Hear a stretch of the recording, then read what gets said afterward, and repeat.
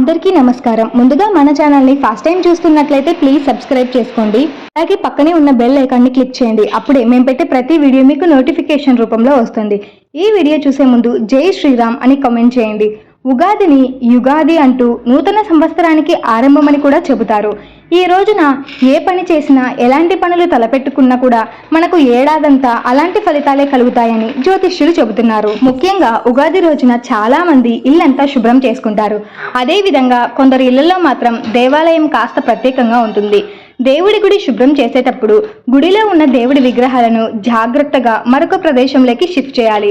అంతేకాకుండా స్నానం చేసి మాత్రమే దేవుడి గదిని శుభ్రం చేయాలి. ఎక్కడ కూడా బూజు లాంటివి లేకోకుండా క్లీన్ చేసుకోవాలి.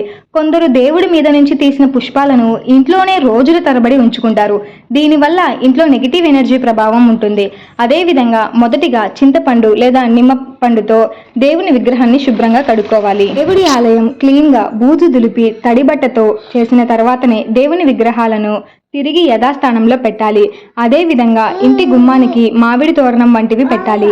ఇంట్లో దేవుడికి వేసిన బట్టలు కొందరు నిలబడి తరబడి అలాగే అస్సలు మార్చరు. అలాంటి వారికి ఆర్థిక ఇబ్బందులు ఎదురవుతూ ఉంటాయి. ఎంత ఇబ్బందులున్నా వారిని ఒక్కసారైనా కూడా దేవుడి వస్త్రాలను మార్చాలి. దేవుడి ఆలయంలో ప్రత్యేకంగా పంచపాల ఉండేలాగా చూసుకోవాలి. దేవుడికి పెట్టే కుంకుమ పసుపులను ప్రత్యేకంగా పెట్టాలి. మనం బొట్టు పెట్టుకోవడానికి ఉపయోగించినవి తిరిగి దేవుడికి పెట్టడానికి ఉపయోగించకూడదు.